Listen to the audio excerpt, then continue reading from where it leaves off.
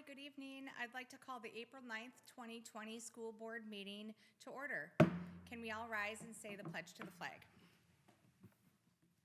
I pledge allegiance to the flag of the United States of America and to the republic for which it stands, one nation, under God, indivisible, with liberty and justice for all.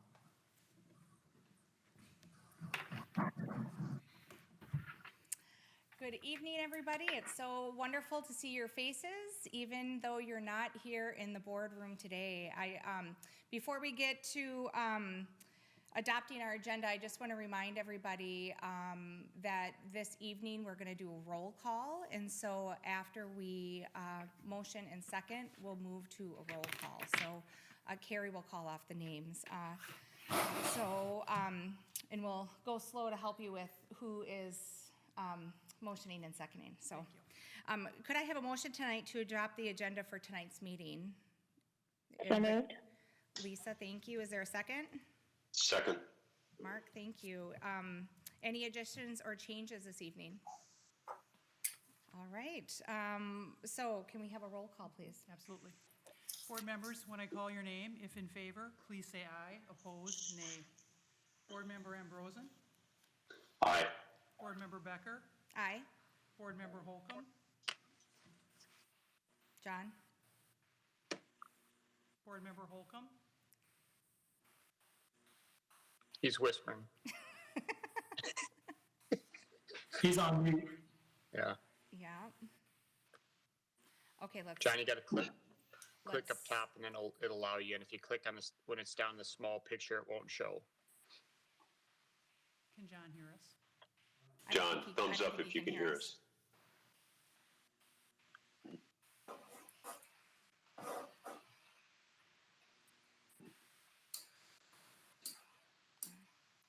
John, well, let's move on if Okay. we have Okay. quorum. Board member Lesage? Here. Board member Ritchie? Aye. Board member Vitale? Aye. And board member Wagner? Aye. Thank you. All right, motion carries. We have an agenda this evening, and since things are a little different this evening, our first agenda item is the approval of the motion to conduct board meetings via teleconference pursuant the Minnesota Statute 13D.021. And because of the COVID crisis here in Minnesota, the Minnetonka School Board has chosen the option of having the meetings online instead of in person for this April 9th meeting and moving forward until otherwise noticed. So to stay with the Minnesota statute to moving online, it is recommended that we approve the following motion. So the federal and state emergency declarations and guidance of limiting person-to-person contact due to the COVID-19 coronavirus pandemic. By the action of the School Board of Minnetonka Public Schools, all future meetings of the Minnetonka School Board will be conducted in accordance with Minnesota Statutes 13D.021, meetings by telephone or other electronic means until further notice. One or more board members may participate by telephone or other electronic means. And in accordance with this Minnesota statute, members of the public are not permitted to attend the meeting due to the current health pandemic. Persons may monitor this meeting from a remote location by Google Hangout or via live stream and recordings for playback. And the public comment at the designated time of 7:25 for this meeting can be submitted via email to Carrie Voles, and that email is carrie.voles@minnetonkaschools.org. Can I have a motion to approve this motion? So moved. Chris, Second. thank you. Lisa, second, thank you. Any comments or questions with this motion? All right, seeing none, we'll move to a roll call vote. Board members, when I call your name, please respond. Board member Ambrosen? Aye. Board member Becker? Aye. Board member Holcomb? Board member Lesage? Aye. Board member Ritchie? Aye. Board member Vitale? Aye. Board member Wagner? Aye. Thank you. All right, thank you. Motion carries. And so moving on to one of our favorite parts of every board meeting is our school report. And we're excited for community education and ECFE this evening. Dr. Peterson? Madam Chair, members of the board, it is exciting to have Community Ed and ECFE give the first virtual report to the board and to the community. And so I'm going to turn it over to Tim Litfin. He'll introduce all of the presenters tonight from his team. Tim, welcome. Thank you very much, Dr. Peterson and board members. Good evening, community. Yeah, it's fun. As Katie mentioned, this is always a great time to be with the board and the community, and annually, community education comes to you to present what is predominantly great news. And I've got with me tonight Sally Blod. She is the ECFE Minnetonka Preschool screening coordinator here for Minnetonka Community Education, and Jenny Badurka, who is our program coordinator for community education. So I will launch the PowerPoint here, which might take me a second or two from my end, but that's what I'm doing right now. And I'll get started with you as soon as that's up and running.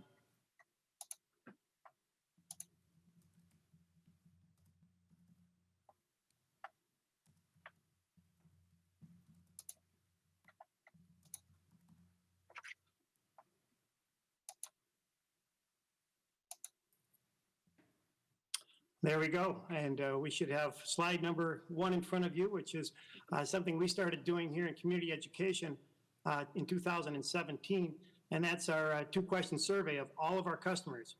Every customer that takes class, for no matter what the reason is here in community education, we send them 2 quick question survey at the end of the calendar year. And we started doing this 2 years ago, and we simply ask 2 questions. We ask overall, how do you rate our program for 1 to 5, and then overall, how do you rate our customer service? And you can see the tracking has been very consistent the last few years, and we're pleased with this. This allows us a good, easy, quick data point to guide and grade ourselves as we move through the next year, and we're proud of those data points. And those are good data points according to Learn, who is the organization that we learned about this from. Secondly, we started analyzing our customers a lot more intently here just a few years ago as well. We've always known who they are, but now we know a lot more about them, and we continue to learn a lot more about our customers each and every year. And this first slide here in front of you, it shows top customers in 2 categories, 2 data points. One of those being amount they invested as a family, and then the other one is number of individual registrations. And so if you look at preschool ECFE, for example, on the top row, we had 1 family, and this is over a 2-year period now, 18 and 19. You can see the amount of money they invested in the program with their 11 registrations throughout those 2 years. And then through Explorers, it changes a little bit. Youth, it changes a little bit more. Look at that under youth. That's 1 family with 3 children. They took part in 67 programs over a 2-year period. And that's amazing. And then you get to the adult. And we have lots of customers that are elite, as PJ Fleck would say. But this one here really rose the boat. That is a customer who takes a lot of classes in community ed, and it's hard to believe, but she has done that over the last 2 years, 93 programs in community education. So that's awesome and amazing. Here's the top 5 families, including Explorers. Gives you another look and slice at the data. And this shows you the amount the families invested in the number of registrations, again, over a 2-year period. So this is families, including Explorers Club, if they have a child in Explorers. This Tim, next one. I'm sorry to interrupt. This is Sally, but the screen is only showing a part of that awesome data sets that we have. So I'm just wondering if that could get corrected before all the other awesome slides are shown. I'm showing it as Tim. I would normally show it, that we practice, so I'm not sure what adjustment to make. Mike, Andy, have you got Tim. any suggestions on your end? Tim, this is Katie. Can you stop presenting and we will present from this room? Definitely. Okay, sorry for the slight adjustment in the presentation. We want to be sure that everybody can see that great data. So we're going to present from here. Give us 1 second to finish setting it up, and then we'll continue. Perfect. Thank you Okay. for saying so. All right. All right, so the other suggestion, Tim, is you can just click on the bar on the left-hand side to move your slide presentation. Does that work for Are you, you Tim? seeing this right now? We You are. seeing my screen? Yep. Okay. Okay. All right. It's not the full effect, but that'll work. Yeah, okay, so That'll let's work. try that. Sorry to interrupt, but now we can see your full presentation. No, I'm glad you did. I'll pick up from where I left off because some of the comments I made were already made, so I'll just keep moving. This next slide shows youth program families excluding explorers. So you can see what some of those registrations were over a 2-year period, again, with the number of registrations they had. And look at that top family.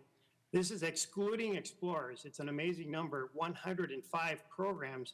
Again, these are the amazing families that took part in a lot of programs over a 2-year period. So that's 105 families or 105 programs over a 2-year period for one family.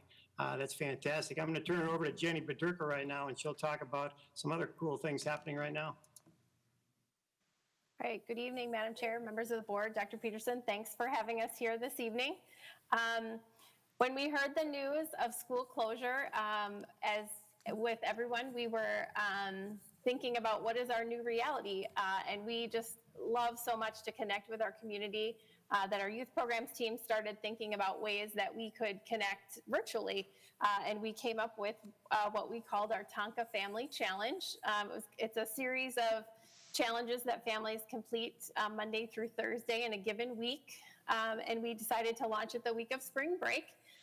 We sent the email out just the third day before spring break, and within 48 hours, we had over 200 registrations.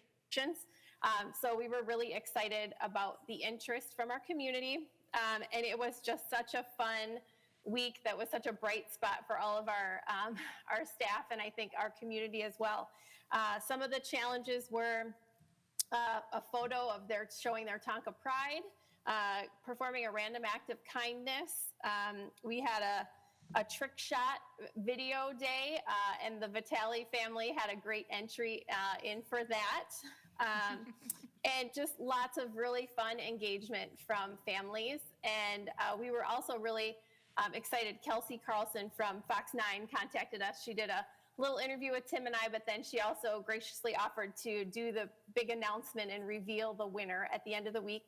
Families voted each day on the submissions, and they voted the DeGrood family to be the winner of our first week's challenge.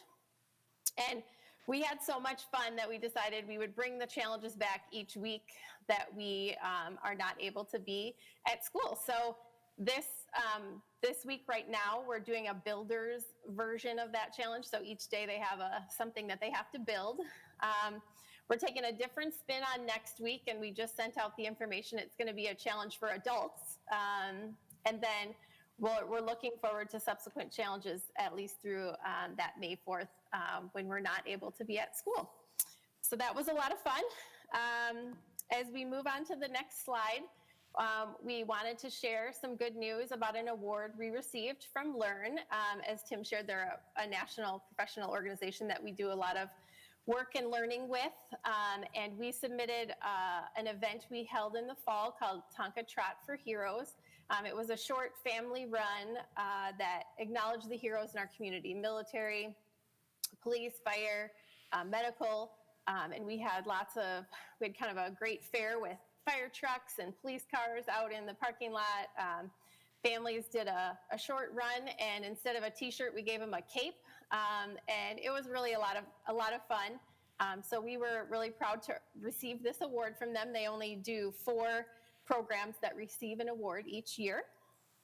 And as we speak, moving on to our next slide, a little bit about our statewide organization, the Minnesota Community Education Association. We have 2 conferences each year, one of them in February called Leadership Days, and each different community ed programs take leadership on planning those. And so we had a committee from our group in Minnetonka that planned Leadership Days this year. It's a 2-day conference, and we really tried to take an innovative approach to it this year. We kind of changed the format, and our focus was on daring leadership. And our first day of the conference, we did a lot of training on Brene Brown's Dare to Lead, and that was very well received. And then the second day, we were really pleased that Nicole Snedden was able to be there to join us. She trained the group about human-centered design, and then she led us through kind of a simulation of that with some of the commonly challenges that we face in community education and helping to think of innovative ways to serve our community better. So if you look to the next slide, you can see some of the really nice comments that our peers shared about their enjoyment with the conference. We had a really great time planning it. We all learned a lot, and I think it was a great professional development for us as well. As we move on to the next slide, we'll talk about enrollment. And we often do share this information with you when we come to present. And it's really important to us. Each week when we meet with our leadership team, we're talking about numbers, and our staff is looking at that, just kind of the trends, and we're always amazed how very consistent the timing is of when people register, and we're proud that each year we continue to grow. Explorers has had another big year this year in participation. And the graph for this year looks a little bit different because we moved to a new registration window, making it a little bit earlier for families to register for next school year and for the summer. So you'll see we had strong participation, but it came much earlier in late February and the beginning of March during our registration window. And we right now have 1,011 students registered for summer programming with Explorers, which is the biggest number we've had in maybe ever or in quite some time, at least since I've been here. And then registration for next fall is at 1,365. So a really strong number of participation and continued support for families who need that before and after school care for their students. And I will turn it back over to Tim. Thank you so much. Thank you, Jenny. As Jenny mentioned, we've started analyzing our registration data and when people register, and that's helped us a great deal. It takes out some anxieties along the way and allows us to plan in a better way. And so here you can see youth registration. And the last few years, you can see the layering. And what that's telling us is we've been setting nice record pace registrations each of the last 3.75 years. And we've done really well this year up until March 15th. And that's when the pause button was hit and the yield sign came out.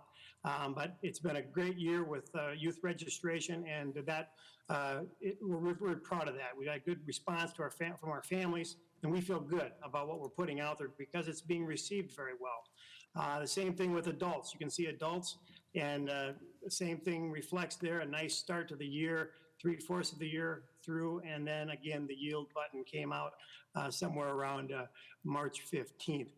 But again, we feel real good about what we've been putting out there. We're getting good comments, good evaluations, and good support for our programming. I'm going to turn it over right now to, I got one more to go, excuse me. This next one is a little bit more registration trend data. And what this one is showing us right now is the last 2 school years, 17-18 and 18-19. And you can see the registration numbers at the bottom, and that's the entire school year and how well we've done. This year, again, through March 15th, we were doing very well. And then the losses are on the right that we really expect now should things stay neutral from this point on forward to the end of the school year. So there's some losses there that we know, and those are just the ones we know of because they were in the hopper. There's many more that would not have signed up yet, or perhaps would still have signed up, I should say, between now and the end of the year. So we're on pace for a record year in community education, and we feel good about that, and we'll keep moving, and we know that will swing around our way as it will for all of us here in the near future. Next slide is something Sally is going to take you through. Sally.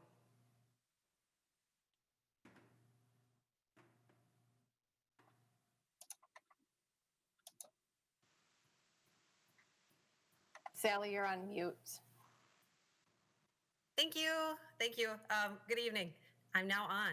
And another reality slide of numbers that reflect what happened when on March 16th.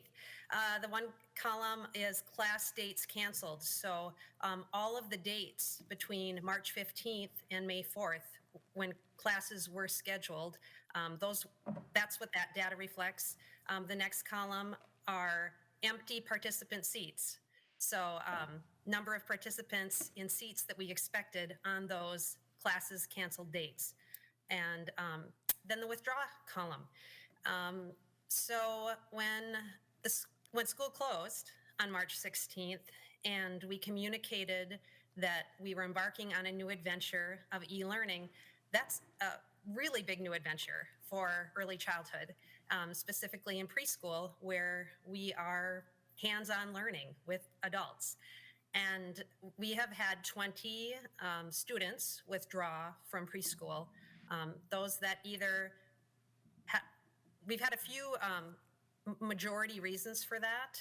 One being parents don't feel they have the capacity to keep their elementary kids engaged at the level they need to and do their work at home and engage their child in what we have to offer in e-learning preschool. Others felt it was just too much in general for them to take on. And we did have a couple families say, we're not interested in doing e-learning with preschool. The reason they signed up for preschool primarily was for the socialization aspect of being around other kids and learning those play social skills. We're disappointed, of course, with that number, but we are forging ahead and providing great e-learning activities and opportunities for families. So this is a reality slide of where we're at. The next slide reflects some good news in what we have been offering families in the new e-learning landscape. And we're almost there. Skipped one. The slide right before that one are comments that teachers have provided me in the last 3 days based on feedback they've received from parents. So I do feel that in both preschool and early childhood family education classes, that teachers have risen to the occasion.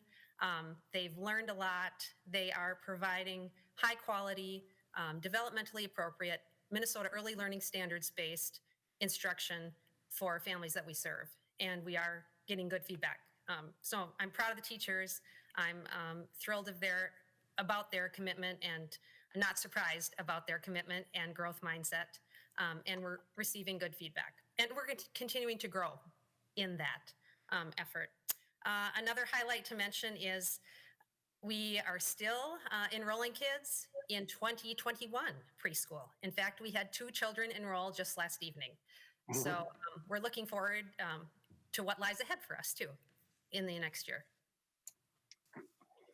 Thank you very much, Sally. And indeed, good news. She mentioned registrations coming in yesterday. Jenny also had some registrations coming in just this week for Explorers for the fall. And big note there is there's over 1,000 Explorer students signed up right now for summer programming, and we're 1,500 plus or minus for the school year next year already. So families are thinking ahead, they're planning ahead, and we're glad to help them. This next slide is really all about more good news. On Sunday, March 15th, Dr. Peterson gave me a call just before the governor announced what his announcement was going to be about mandated school closure, because they had a previous meeting with superintendents. And that meant school was going to be closed the next day. And Dr. Peterson said, Tim, can we get a program up and running tomorrow for the critical care workers, the healthcare, the first responder families who are going to need it? I said, absolutely. And so I immediately called my leadership team together. This was on a Sunday, March 15th. And hats off to Jenny, to Sally, to Elizabeth Hayward, to Molly Bonneman, Alexis Beckman, and Angie Kleinedler. We all came together on that Sunday afternoon, and we were together 5-6 hours easy, even perhaps more for some of us. And we had a program up and running. We had registration running with Google Docs that night, and the next day we had families. And so far, we've had over 120 families participating. So that's the need we're filling on an everyday basis with this critical care workers program over at Scenic Heights. And hats off big time to our Explorers program and our Explorers staff, because they're the boots on the ground every day. We've got Paul Bourgeois doing all the magic behind the scenes to make things work. So tip of the hat to Paul, and also to Michelle and to Annie, making sure we have health paras and health care working when we need it. And then Jane Bender and the food service team. It's just been amazing. What a great team, and fast. That's how Minnetonka does things when it needs to happen. Right now, we had a program up and running in less than 18 hours, and families were pleased, and we were there for them. Also, we're open tomorrow. Now, a lot of metro schools, when I've surveyed my peers, no, they're closed. It's a holiday. Well, our critical care workers are working, and so we're there for them. And again, tip of the hat to the Explorer staff, because they're there tomorrow as we're serving these families' needs. I'll move on to the community ed addition over here at MCEC that's pending. More good news on the horizon. This is a beautiful addition that we have planned. Shovel in the ground on May 15th, just a little more than a month from now. And this has been planning and going on the last 2 years. Big thanks to the school board, Dr. Peterson, Paul Bourgeois, our legislators locally for making this a reality, because we had to get approval from the legislature to make a fund transfer, excuse me, and the fund transfer allows this to happen. So just a little note for the public, if you're driving by MCEC and you're wondering what's going on over there in a month from now, well, it's an addition. And this fund was transferred a year ago, a little less than a year ago, to allow this to happen. And so it's money that was set aside. And as I tell my staff and have told them often, this great district has done great things, daring things for years. And at times you look back at this building that I'm standing in tonight, 1938 and 1947 buildings, well, look what was going on in the world at that time and at those times. And then we did an addition here again in 2009. And in 2009, we were in the middle of the Great Recession, and we filled the spaces, and I know we will again. So thanks to this great community we live in, we're working on another addition, and I appreciate that very much. You can see some facts about the addition on this next page, but again, we start May 15th with substantial completion right at Halloween. So another reason to celebrate Halloween is going to be right here at MCEC this fall. Again, what I mentioned earlier with the legislature approving this $3.3 million fund transfer to allow this building to happen, that was fantastic. Some enhancements. This building is going to be serving all the programs that Sally and Jenny just talked about, from Junior Explorers through Minnetonka Preschool and ECFE, and that's on the first 2 floors, and then more on the second floor, the top floor. These are some cool features. Might not think much on the first one, an added restroom on the second floor, but for those of you like me and like all of you who've been in the Deep Haven room, when we have a full crowd at the Deep Haven room, we need an extra restroom, and so this will help with that new addition right down there. 4 classrooms, as I mentioned, more restrooms in those classrooms, which is fantastic. We've got a conference room, a meeting exercise room. We replaced a music room, and one of the cool things we started out from the beginning was we need parking. So we have a net 9 parking spaces coming on board here with this new facility, which is outstanding. Here's what the 2 classrooms will look like, and they're identical. No matter if you go first floor or second floor, this is what you'll see, and compliments it to ATS&R for putting this together for us, this slide. Good looking classrooms, state of the art, fantastic. We're ready for those 3, 4, and 5-year-olds over here at MCEC. Here's the upper floor, the second floor on what it will look like. And so that's cool. That new multi-purpose space will be used. It's a wood floor, so it'll be used for exercise programs as well as for meeting spaces and classroom space. So it's going to be a nice addition for so many, many reasons. I'm going to move into the Minnetonka Community Education Hall of Fame quickly. This is something we would have right now had happen next week, but we have moved that out to November, and the new date for the Minnetonka Community Ed Hall of Fame banquet will be November 4th. And board members, community, we look forward to having you there. The inaugural class has been announced, and so here they are. Jim Jones, who was the first community education director here in Minnetonka, way back, started in 1974 with Jim. Lois Norby was a community education coordinator here in the program in the 80s and 90s. And then Lynn Johnson has been a volunteer extraordinaire in community education here the last 16 years. And so all three outstanding nominees for this inaugural class. Some sad news here, and that is with the next slide, the youth triathlon. We had to cancel that for obvious reasons, but we'll bring it back, and everybody's fired up for next year. And Jenny was talking about some of our virtual programs.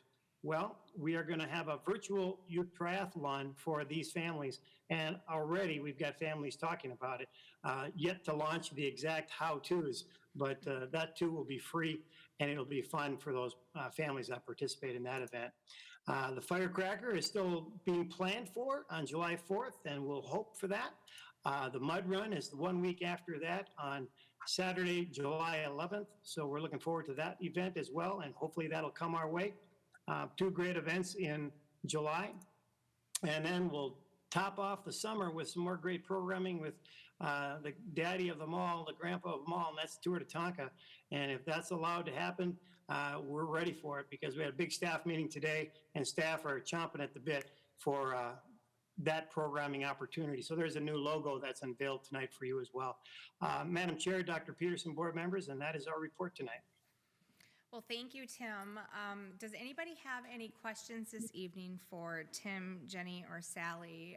Just want to remind you that I can't see the grid, but so we don't talk over each other, if we could raise your hand, and then we could ask any questions. Does anybody have any questions? Okay, see none. Tim, Jenny, Sally, thank you for all of that wonderful information. Such a fun way to include our community for the Tonka Family Challenge. Can't wait to hear who all of those winners are. Congratulations on your award for Learn. And just want to give an extra special thank you for being so thoughtful and quick, pivoting on your feet, putting together that child care program for our critical care workers. I know it happened fast, and everybody that contributed, we can't say thank you enough, that we're there to support our families who still are in need. So thank you to, of course, all the MCE staff, Annie and the healthcare team, all the Explorer staff. It's really good to hear that everybody is still using the program, and we can't thank you enough. So thank you for tonight's presentation. Thank you very much. Thank you. Moving on to community comments. Just a little change in tonight's community comments. Is there anything that was submitted by email tonight, Carrie? There is not. There is not. So moving on to our next agenda item, which is the approval of the Minnetonka Foundation's teacher grant. Dr. Peterson. Madam Chair, members of the board, it's always an exciting time to have the board accept the Minnetonka Public Schools Foundation teacher grants. This is a program they've done for many, many years, and our teachers look forward to the opportunity to compete for these grants each year. And the foundation involves some of our administrative staff to help make decisions about them. And so tonight we're bringing them to you. We've been asked by the foundation over the last few years to not announce individuals because they like to have a program for it. I know they've moved that date, and I'm not sure what they're going to land on. I'll probably have to wait for more news. But I know, Madam Chair, you have a statement from the foundation that they would like to have you read. Yes. So this is a statement from the Teacher Grant Program Chair, Troon Dowds. Dear school board members, Dr. Peterson, and esteemed guests, the Minnetonka Public Schools Foundation is honored to present for your approval our recommendation to award $49,371 in grants to 35 different grant applications from every school in the Minnetonka district. Overall, we received 44 requests seeking the total of $303 in grants for the 2020-21 school year. After careful consideration and discussion, the foundation board voted to approve the 36 that you have been provided detail on. We consider ourselves to be very fortunate to work as a partner with such an amazing district and help these outstanding teachers provide additional education opportunities to our students through these grants. We are asking for the school board's approval of these grants. Then we will notify all of the grant applicants of their final decisions in the coming weeks. We hope to have a recognition event, but those plans are currently on hold. Please feel free to let me know if there are any questions or comments. Respectfully, Troon Downs. So that is the recommendation on the board today. So can I get a motion to approve that the school board accept the Minnetonka Foundation teacher grants as presented? So moved. Thanks, Mark. Is there a second? Second. Thanks, Chris. Any comments or questions? Mike? Yeah, no, I think I love looking at the innovation, coming from all the teachers and all the schools represented again. $49,000 going into our schools to support innovation in these projects that the teachers took a lot of time, creating and thinking of how to further engage the students. It was great to see. So again, another excellent job, from the school foundation to put these forward and support them with such good funds and effort. So congrats. Yes, thank you. Does anybody else have any comments or questions? All right, seeing none, we'll move to a roll call vote. Board members, when I call your name, if in favor, please say aye. Opposed, nay. Board member Ambrosen? Aye. Board member Becker? Aye. Board member Holcomb? Aye. Board member Lesage? Aye. Board member Ritchie? Aye. Board member Vitale? Aye. Board member Wagner? Aye. Thank you. Wonderful. Well, congratulations to all the upcoming teachers who will be informed. We are very excited to approve. The motion carries. Thank you. Moving on to our next agenda item is the approval of the 10-year long-term facilities maintenance plan. Dr. Peterson. Madam Chair, members of the board, you've had a long-term maintenance plan for nearly 2 decades now, and it's 10 years out. You pretty much laid out what the plan is for each of those years. Mr. Bourgeois advises you on what would be best to have in different years, and a lot of projects have a life to them, of course, and he uses engineers to help evaluate some of that. Normally, we do 2 readings of this. One is presented at a study session, and then the next one at a board meeting. Tonight, the intent is, if it is acceptable to you, to just forego the first reading and have this be the final reading. If you'd like to have it come back, there's certainly no problem bringing it back at a future meeting and let this be the first reading. So I'm going to turn it over to Paul Bourgeois to make the presentation. Mr. Bourgeois? Thank you, Dr. Pearson. I will get started here as soon as I fire up my.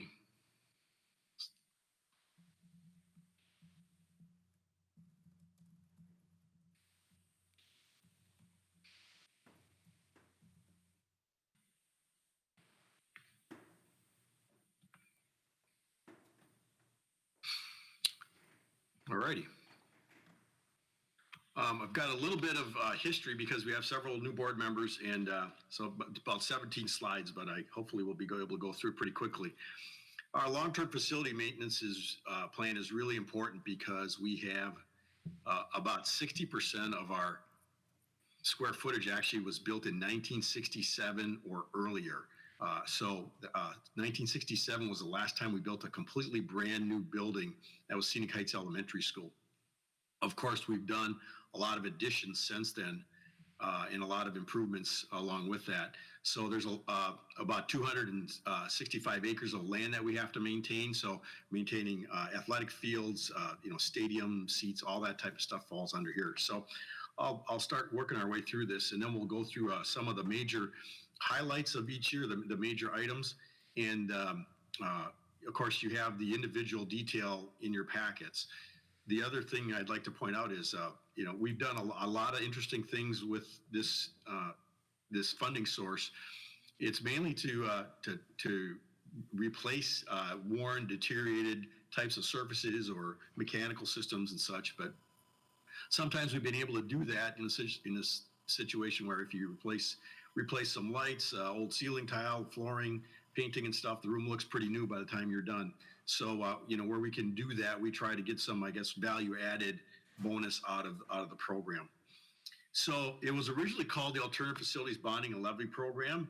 It started way back in 1991. And back then, districts needed to qualify by having either 1,800,000 square feet or 1.5 million square feet and an average building age of 30 years or older. Okay. I'm sharing my screen, Mike.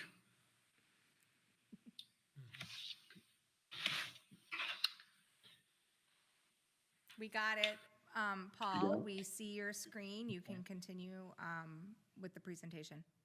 Alrighty. I had a little gnome. I had a gnome come in and tell me that my screen wasn't working, but apparently it's up there. So I've been sharing. So hopefully, my mom taught me to share, so I've been trying to share here. Anyway, so our largest districts were qualified and others were left out. Eventually, 25 districts qualified, and Minnetonka qualified in 2003, started getting revenues in 2004. In fiscal 14, the name was changed to Long-Term Facilities Maintenance Program, and all districts qualified. There was a study committee that recommended these changes. I was on the study committee, and mainly I went there to make sure that alternative facilities districts were protected, but I really thought it was important from a statewide standpoint to have this funding source be available to every district, because a lot of school districts didn't have this, and their facilities were really in rough shape. And so we were able to actually get this recommended, and the legislature approved it, that expanding it to everybody. The former alternative facilities districts are grandfathered in, and there's no annual dollar limits other than what you as a school board set. So we really are able to do a lot with the dollars available. The districts must maintain a rolling 10-year plan. So if this seems like Groundhog Day for those of you who have been on the board for several years, it is in that regard. We always add 1 year out on the far end and just keep it rolling forward. And the farther out you go in the 10 years, it's a little bit more of you're guesstimating. Although we do have some things on a pretty good schedule, roofing and paving and things like that. And we try to schedule as much as possible. But there's always a few things that might pop up where we thought a mechanical unit was going to last longer than it did, and then we have to move it up into the process. So, but we stay within the dollars available. Paul, I'm sorry to interrupt. Your presentation went away again. Well, that's really interesting. Well, it's been fun to watch you. You had it, and then it. All I did was hit page down. Can you see that? No, it currently looks like you're not presenting anymore. Oh, it's saying present now again. I think somebody must have came in and read. How's this? Is that working? Yep, it looks like you're coming in to presenting, and maybe perhaps stay in edit mode instead of presentation mode. Okay. It was looking good there for a little bit. There it is. I see it.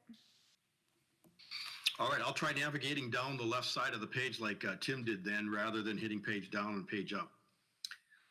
Long-term facilities maintenance, this is the history. You can see fiscal 4. The district started out doing a certain number of things, and then we had some really heavy-duty years in fiscal 9 and 10. A lot of that was related to a couple of years of real heavy-duty work at the high school.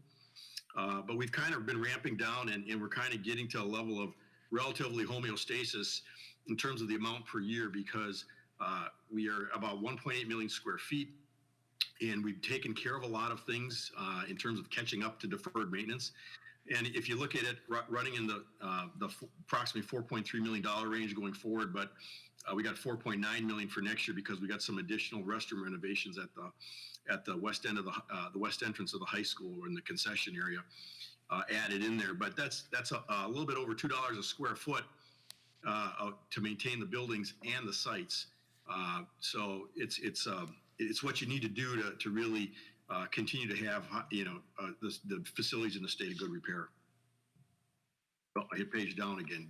You're Have it. okay. Is that still We see it. showing? You look good. All right, thank you. Okay, so for fiscal 21 projects, we had some larger items. There was tuck pointing, roofing going in, HVAC replacements, Einer Anderson Stadium. We're working on some foundation waterproofing and drainage at Excelsior and some air quality HVAC upgrades at Excelsior and Groveland and Easton High School. Fiscal 22, we've got a little larger dollar amount in there, primarily, again, roofing. We got to finish a little bit of tuck pointing on the backside of Excelsior, more HVAC replacements. The interesting thing about the HVAC replacements is we have a lot of HVAC units that they have a chemical for refrigerant called R22, and they stopped. That was the production of that was banned after July 1st of 2020. So we actually have a bunch in stockpile to keep things going, but we eventually have to replace those units. So there's a lot of HVAC replacements you see because of that regulation. You see some dollars in there for plumbing tile fixture replacements. That's the restrooms at the high school that I mentioned before. Fiscal 23, it looks a lot of the same thing, a lot of nuts and bolts types of things. Once in a while, there's an unusual thing. Roofing, HVAC. We're going to start replacing cabinets at the elementary schools. We're going to be chipping away at those. There's several hundred rooms worth of cabinets that have cabinets from the 50s and 60s.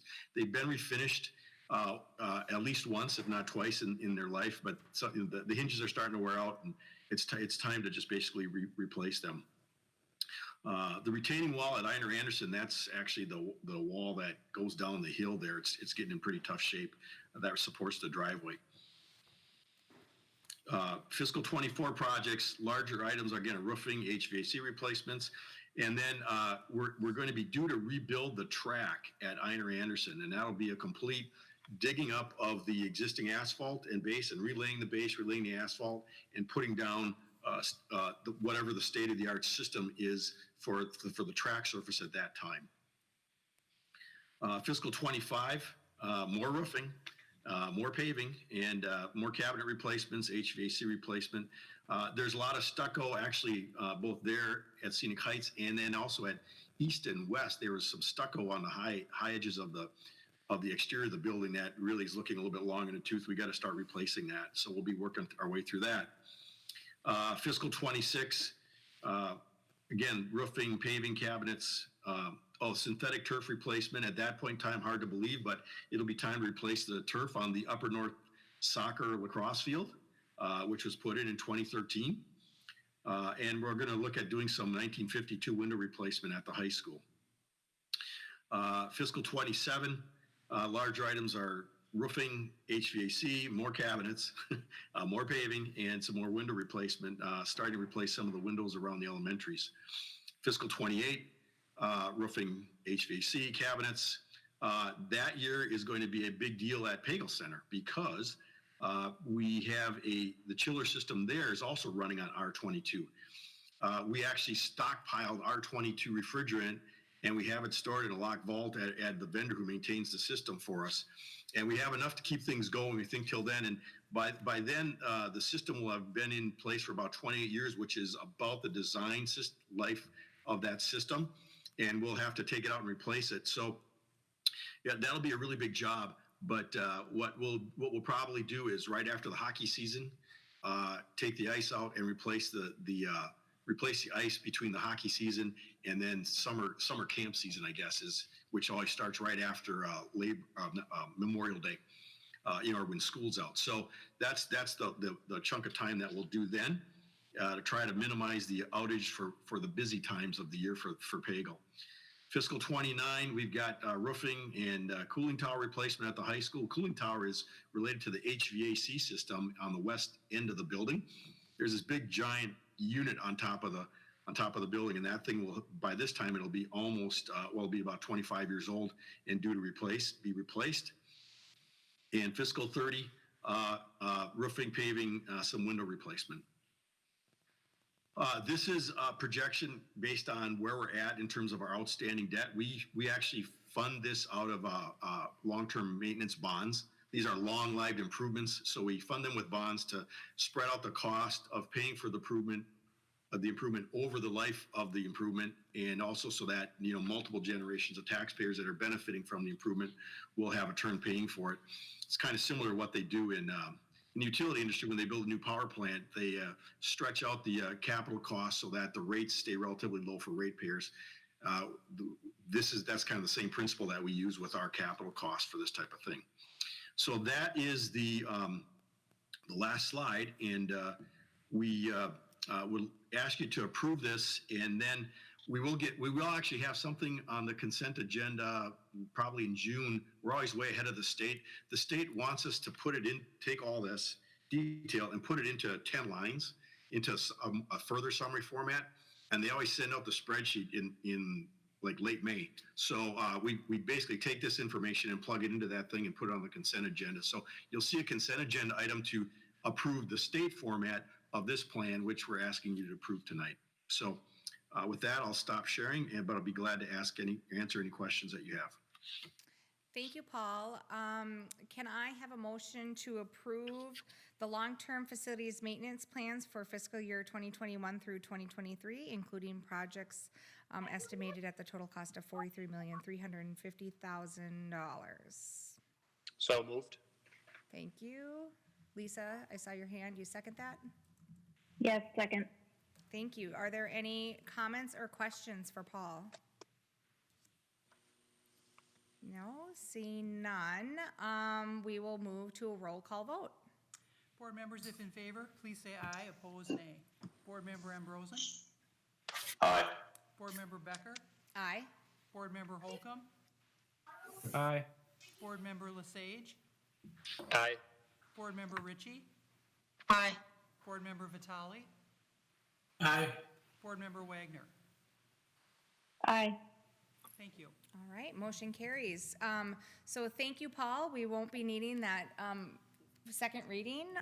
We're looking forward to the approval. Thank you. Thank you. Moving on to our next agenda item, which is the authorization of bond for the purchase of the Kolstad property. Dr. Peterson? Madam Chair, members of the board, as you all know, we've talked about this Kolstad property, which is the parcel of property just south of Clear Springs Elementary School. It has a dog kennel on it and several facilities on the property, including a home and a number of large evergreen trees. So it's a nice parcel of land, about 2.85 acres. And the board has given us the go-ahead on the property. We've now reached the point where we need to determine the funding for it. And we've looked at a number of options for paying for this and determined that with the uncertainty right now of state funding and state budget, somewhat our own schedule of tax paying by our taxpayers, although they've always been very good in Minnetonka. We don't know how deep the damage is going to be for the current crisis. We're recommending to the board to approve a short-term bond and pay it off out of the revenue you get from operating capital. So I'm going to turn it over to Mr. Bourgeois to talk through a little bit more in detail how that will all work. So, Paul, I'll turn it over to you. All right, thank you, Dr. Peterson. And I have one slide, so hopefully it will pop up here.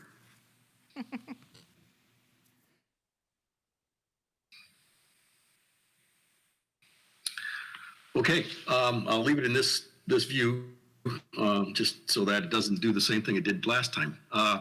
This is the Kolstad property is in the bottom left-hand corner of this slide, surrounded in the blue outline. And you can see the three structures that Sorry, Dr. Pearson Paul. mentioned. There's a, We don't Yes? see your slide. Sorry. that's amazing. It says, I'm sharing your screens, and it says, do you want to stop sharing? So, I actually see it. Yeah, I can see it. Yeah, we Okay. see it. All right, we got a thumbs up from, we're good. okay, thank you. So, on the Kolstad property in the bottom left-hand corner of the slide is, the house was actually built in 1910. The kennel was a barn and then converted into a kennel about the same time, and there's a garage on the site. There's also a well that needs to be fully abandoned, capped, filled up for all the way down to the bottom, and then capped and abandoned. And there's a septic system on the site that we'll probably have to dig out, abandoned septic system, that we'll have to dig out and transport to hazardous waste. So there's some cost to just prep the site for whatever might be put on the site at a future time.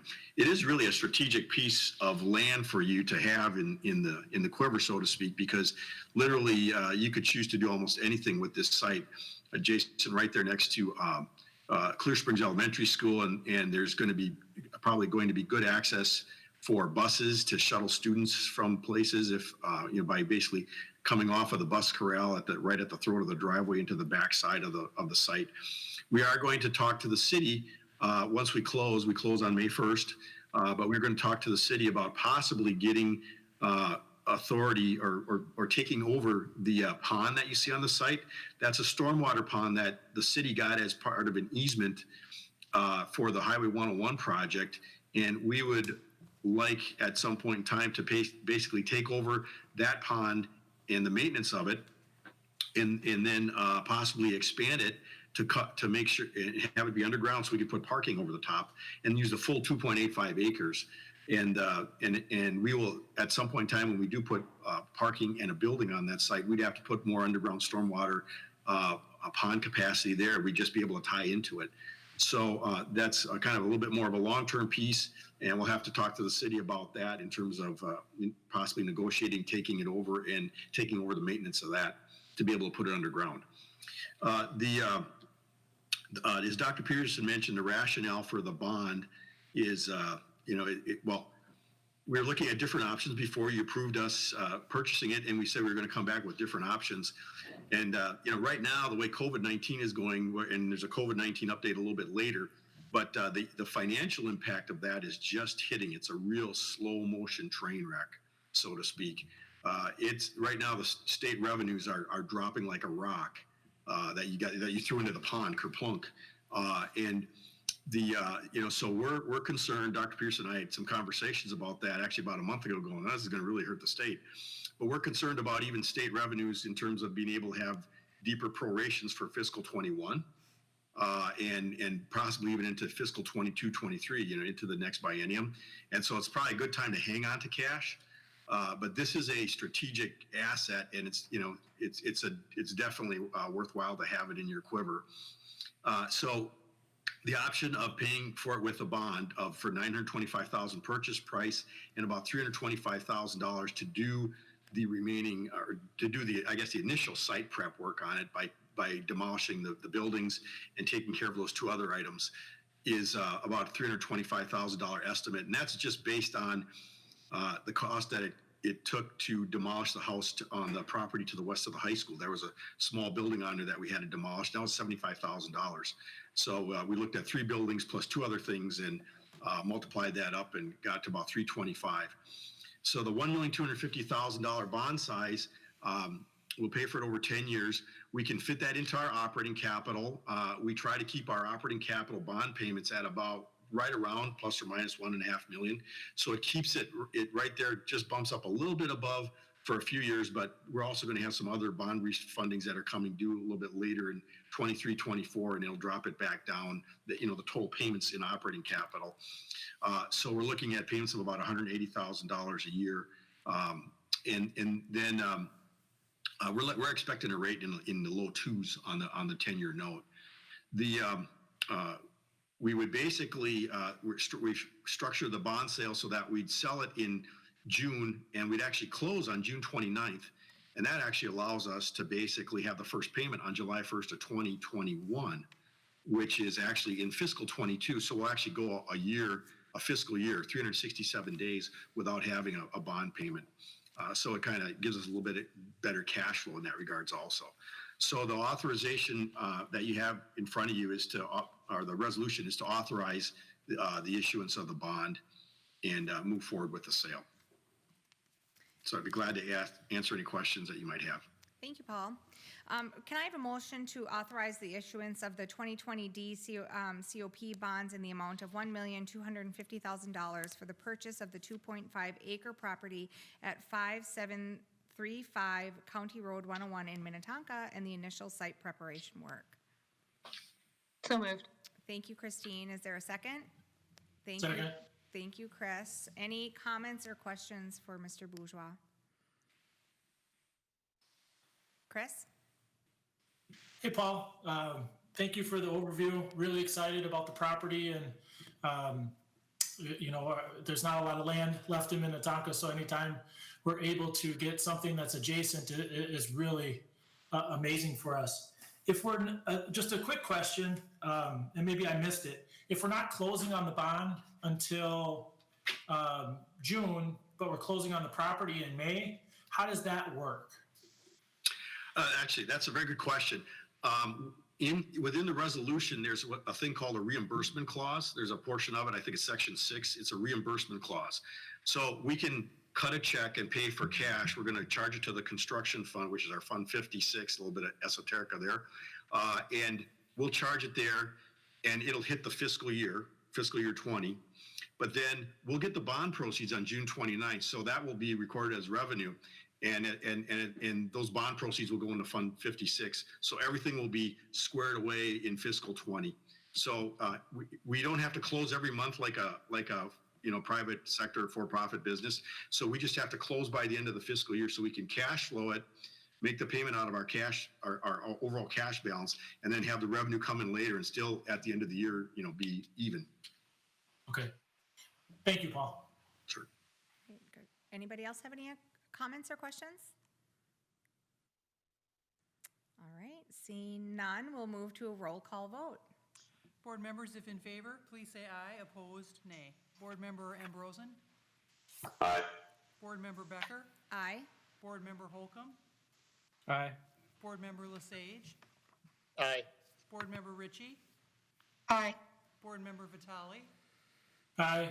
Board member Wagner? Aye. Thank you. Wonderful, motion Thank you. carries. Thank you.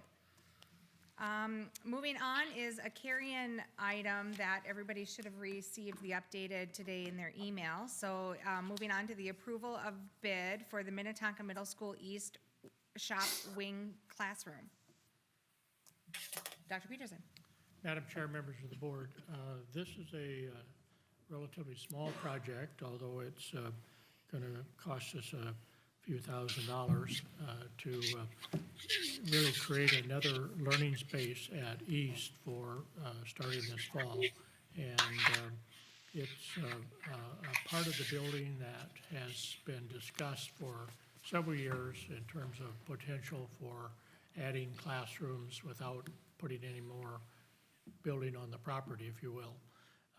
So I'm going to turn this over to Mr. Bourgeois to talk through the extent of the project and the bids that you received. All right. Thank you, Dr. Pearson. I'll give it another adventure in presenting here, just a single slide again. So let's see how it goes.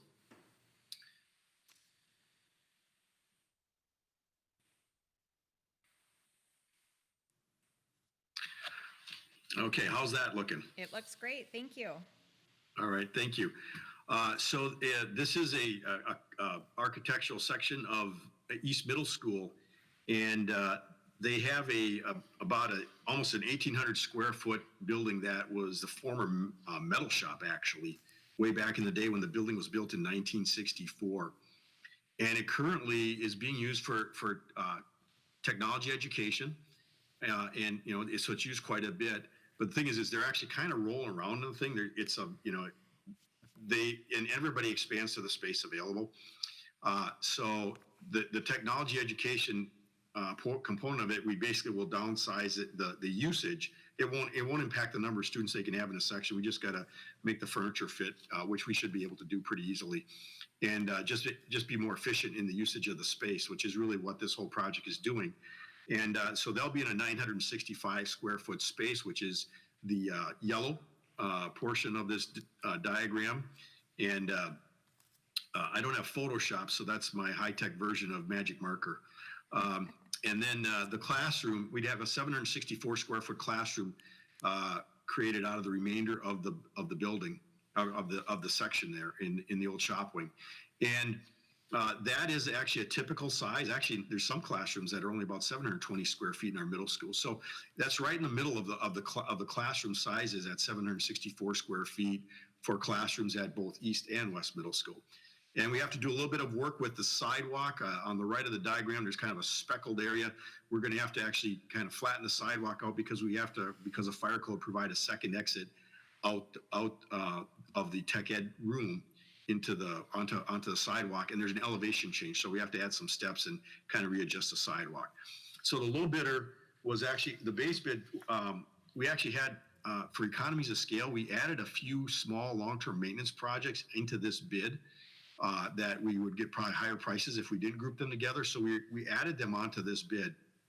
And but the base bid for the room came in at $324,000 for Daring Pearson Group. And then we have $99,200 in long-term facility maintenance alternates that are for flooring replacement and then replacement of plumbing and tile and the fixtures in the staff bathroom at Clear Springs Elementary School, which was, it actually looks like it's right out of maybe Ward and June Cleaver's bathroom on Leave It to Beaver. It literally is like stuck in time in the 1950s, just this little staff bathroom. And then there's another one just like that at Groveland, and so we're going to do the same thing there. And then we also have to replace some ventilation systems to provide space for a small classroom at Groveland. So that's what makes up the $99,200 alternate. So the low bid of Daring Pearson Group is a total of $423,900, and we'd ask that you would approve that so that we can get this work done during summer of 2020 to be ready for September of 2020. Wonderful. Can I have a motion to approve the low bid of Daring Pearson Group in the amount of $423,900 for completion of the shop wing subdivision project to provide an additional classroom space at Minnetonka Middle School East and the completion of long-term maintenance projects at Clear Springs Elementary and Groveland Elementary in summer of 2020? So moved. Thank you, Lisa. Is there a second? Second. Thank you, Mike. Any comments or questions for Paul? All right, seeing none, we'll go to a roll call vote is what we'll do. Board members, if in favor, please say aye. Opposed, nay. Board member Ambrosen? Aye. Board member Becker? Aye. Board member Holcomb? Aye. Board member Lesage? Aye. Board member Ritchie? Aye. Board member Vitale? Aye. Board member Wagner? Aye. Thank you. All right, motion carries. Thank you. Moving forward with another fun project. Our next agenda item is the approval of bid for the Minnetonka High School parking lot addition. Dr. Peterson? Madam Chair, members of the board, as we start moving into junior and senior classes that are a little bit larger than what we've experienced in the past at the high school, we've been looking for options to expand parking to accommodate the need for more vehicles at the high school. And so Mr. Bourgeois has done a lot of work looking at different options. And this particular option is one that can be done fairly easily. And it may be one of the last of the ones that can be done easily. But I'll turn it over to Mr. Bourgeois to describe the project and the bids that we've received. All right, thank you, Dr. Pearson. I've got two short slides, so I'll bring those up quickly here.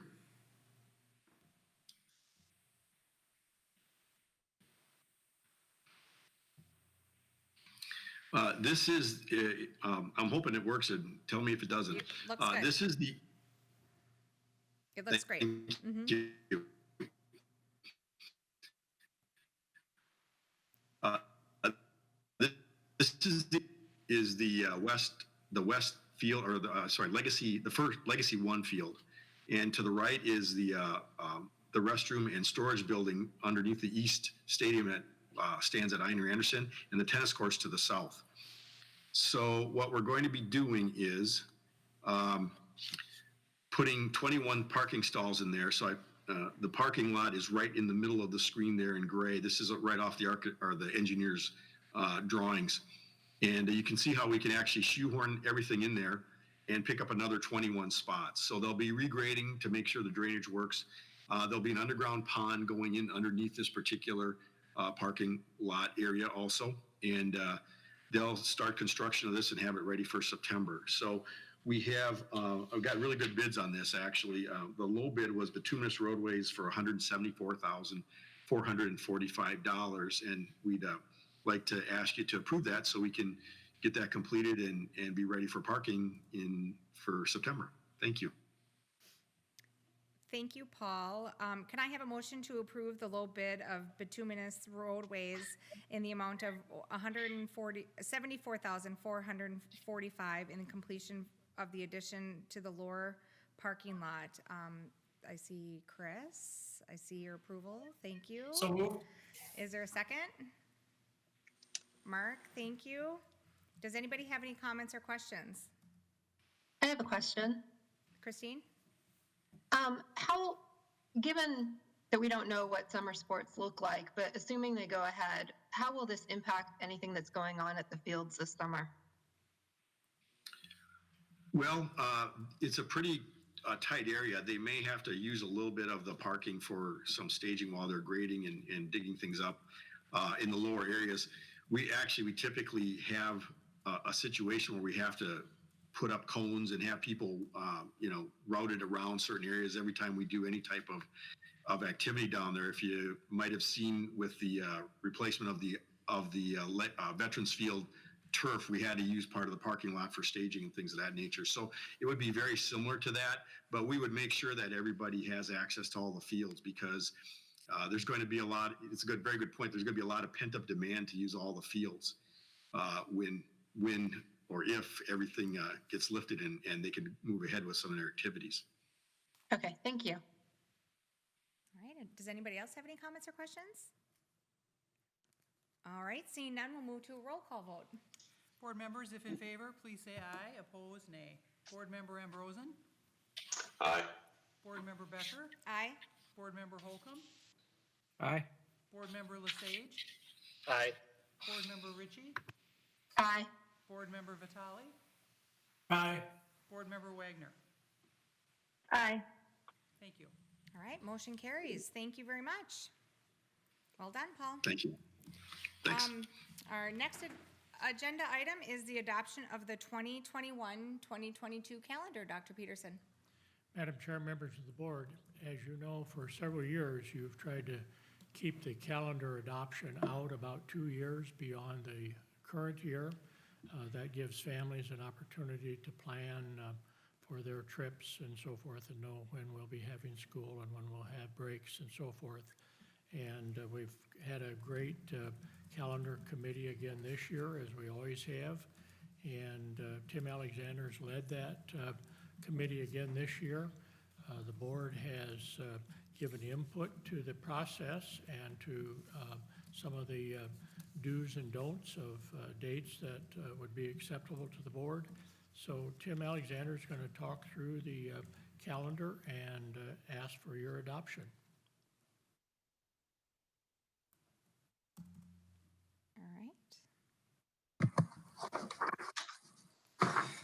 Thank you, Dr. Peterson, Madam Chair, and members of the board. Pleased to present the 21-22 calendar for school board consideration this evening. As Dr. Peterson mentioned, I think it's always a good decision on the part of the school board to keep this calendar out of ways to allow for family planning, school planning, and a variety of other things that are impacted by the calendar adoption. The one thing I do want to say, though, before I kind of talk about a little bit of the recommendation, is the work of the committee. This committee was very, very committed to looking at all the different components to this calendar. We met a couple of times and we had 100% participation in the times that we did meet. And that is not always typical of a calendar committee of this size, but you can see the list of members down there at the bottom of the board item, and it does represent teachers, administrators, support staff, parents, and students. So there were a lot of voices in the room, and we heard from everybody as we were making some sometimes fairly difficult decisions in terms of how we were going to put this calendar together. A couple highlights I think that are important. The recommended calendar has the first day of school being Wednesday, September 8th. The first day of school for kindergarten being Friday, September 10th. Winter break basically is 7 working days. It goes from December 23rd to December 31st. Obviously, there's weekends in there also. And then the last student day for students is Friday, June 10th. Obviously, the things that impact the calendar the most and the places for conversation are really surrounded by if you decide to start school on a particular day, obviously it's going to have a significant impact on when your school year is going to end. And then obviously the length of winter break always seems to be a fairly controversial conversation when you're working with calendar committees. But again, hats off to the calendar committee. They voiced their concerns, they voiced their opinions, and I think we were able to do the best given the way that the calendar falls in 21-22. All right, thank you. Can I have a motion to approve the 2021-2022 calendar as presented? Thank you, Lisa. So moved. Thanks, Lisa. Is there a second? Second. Thank you, Chris. Does anybody have any comments or questions for Mr. Alexander? Lisa? I just have a comment. I just want to thank the committee and everyone for coming up with all the great solutions so that we were able to work out a calendar that I think is respectful of issues that had been brought to us by a variety of community members. So I really appreciate the extra work that went into thinking out of the box. Thank you, Lisa. Does anybody else have any comments or questions? All right, moving on to a roll call vote. Board members, if in favor, please say aye. Opposed, nay. Board member Androlen? Aye. Board member Becker? Aye. Board member Holcomb? Aye. Board member Lesage? Aye. Board member Ritchie? Aye. Board member Vitale? Aye. Board member Wagner? Aye. All right, motion carries. Looks like we have a calendar for 2021-22. Thank you. Thank you. And moving on to the update on activities of the district in response to COVID-19. Dr. Peterson? Madam Chair, members of the board, when we started talking about a plan for our district relative to the potential of the coronavirus or COVID-19, we had little knowledge of what was really going to happen across our country. And so we've all seen a lot of things happen in the last really about 4 weeks in our country that most of us had never seen before nor could imagine. And I know we're all eager for us to be able to move on and to return to life as we've known it. It doesn't look like that's going to happen really soon, although there's new news every day that's inspiring as well as distressing. So we started working on our plan really early in the process. We knew that there could be a potential for a school closure. We thought it could be done by our district at that point. We might close one building, we might close more than one building, we might close the whole district. We weren't sure. But we prepared for all kinds of things, and really we worked on it pretty close to day and night for about 2 weeks to get all the different details together that we could think of.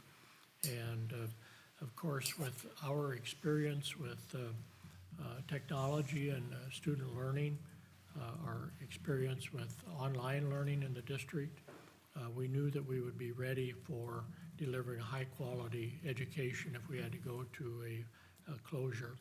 As it turned out, the governor actually closed all of the schools in the state of Minnesota, and Minnetonka, of course, included.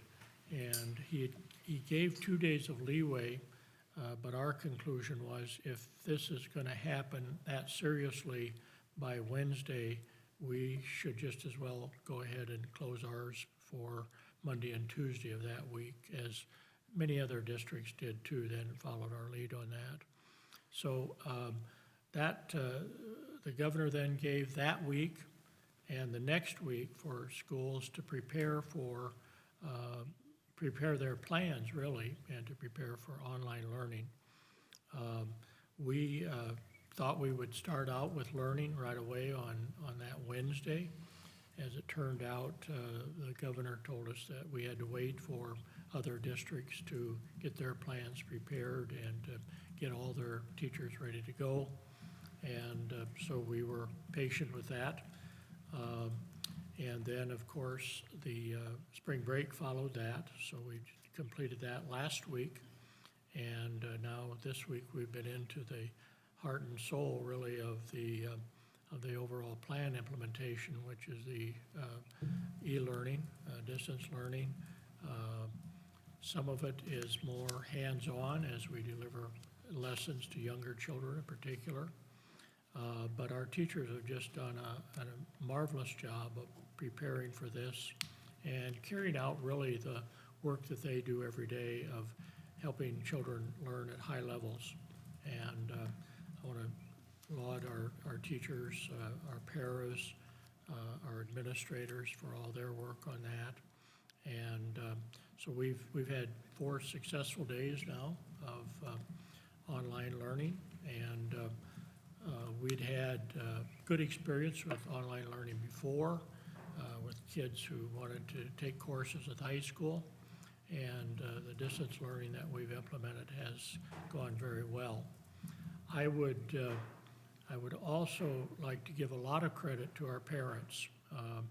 They are really firsthand partners in helping us deliver the learning now, because the children are all in their homes, and they're not, first of all, many of them are not used to working at home as extensively as they are, and they're not used to having their children at home working on things as well. So it's got to be very interesting in everybody's home nowadays to see all of that going on. But parents have been patient, and I know there will be a lot of difference of opinion as to whether we're asking too much of students or too little.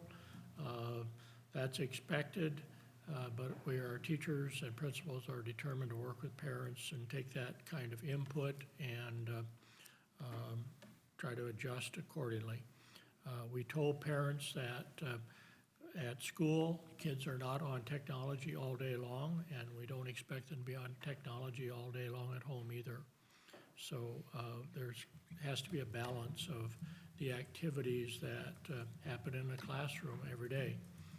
We have passing periods, we have going to specials, we have a lot of different movement around in the school. So we don't expect students now with distance learning to just sit in front of a computer all day and keep cranking away work. So hopefully that'll be a comfortable situation for most of our parents.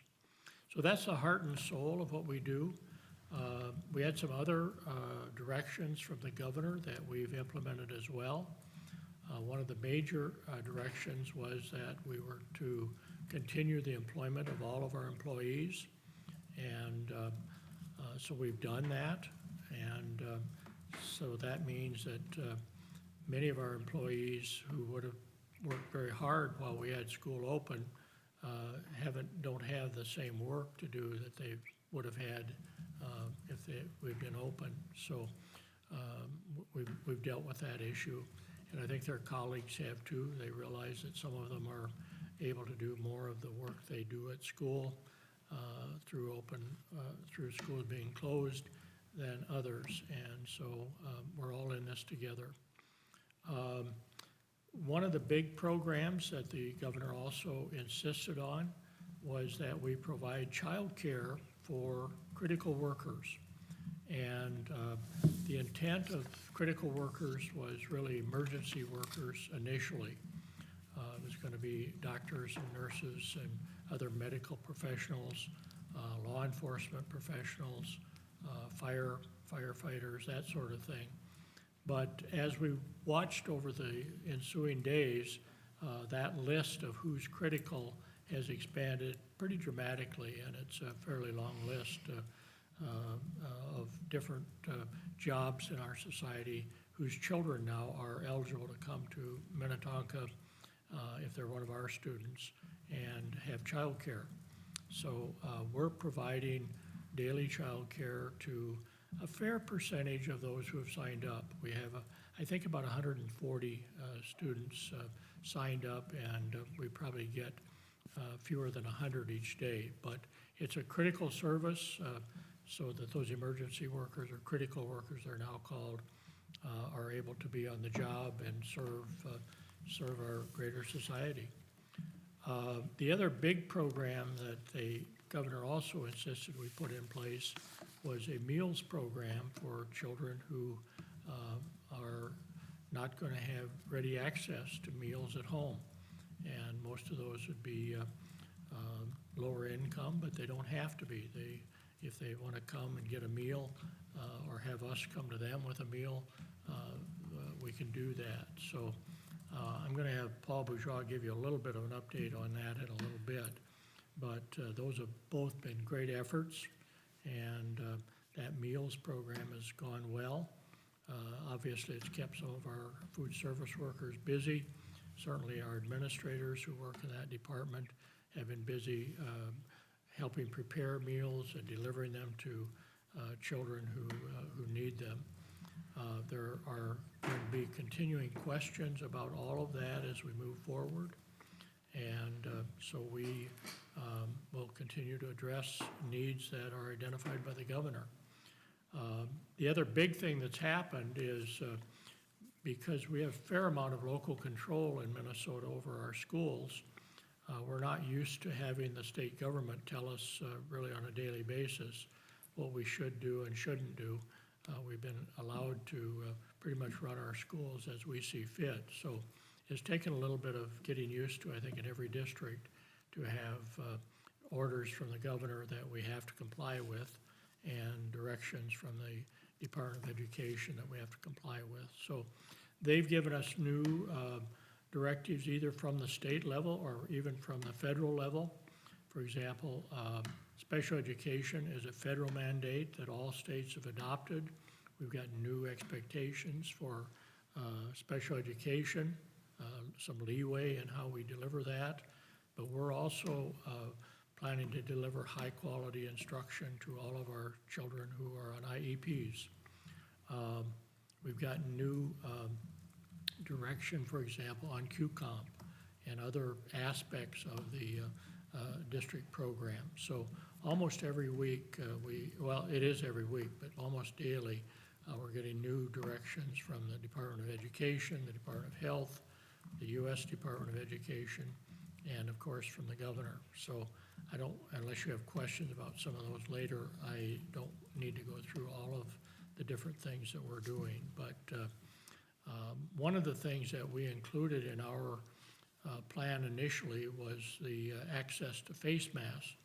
And of course, there were a few in our community that laughed about that because face masks were not even thought of at that point or available, and now all at once everybody's wearing face masks. So It's kind of interesting how that's evolved, and we have some new directions on how our staff working with childcare and food service should handle face masks and so forth. So I think the next area I really want to cover is a little more detail on the food preparation and service, the meals program, and the childcare, because those are being provided by programs that usually depend upon new revenue, not tax revenue, but somebody pays for meals and we serve them.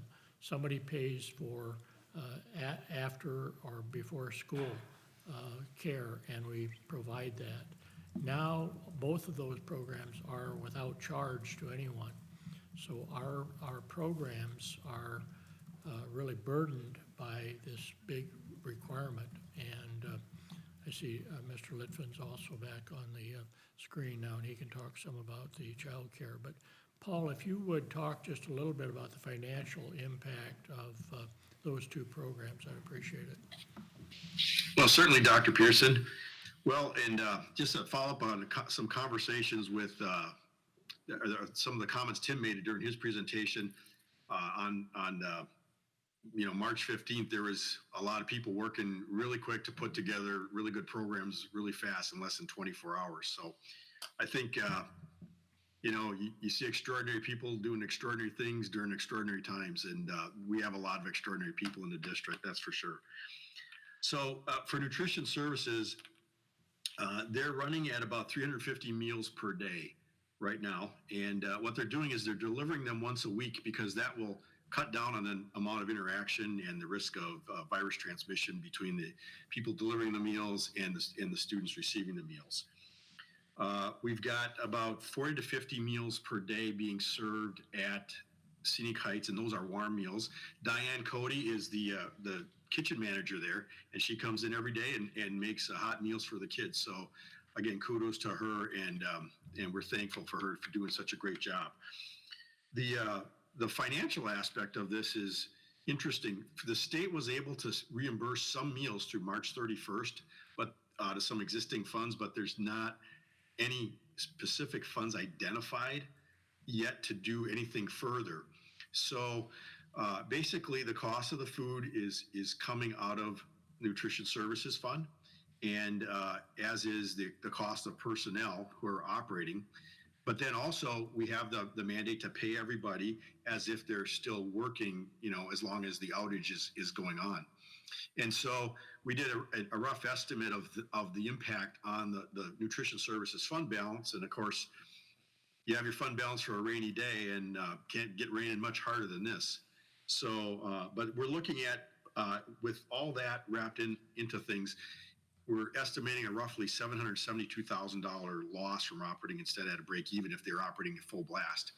One of the things that's important is that Nutrition Services has about 30% of their costs in salaries and benefits, and over 50% of their costs are in food. So since we're not serving all the students, of course, the food costs also go way down, but the personnel costs still stay there and carry forward. So, but a $772,000 loss would translate into about a fund balance of a little over 1.1 million. So it's still on about a little over $6 million per year expenditure run. It's still about a 17% fund balance. So they're still okay.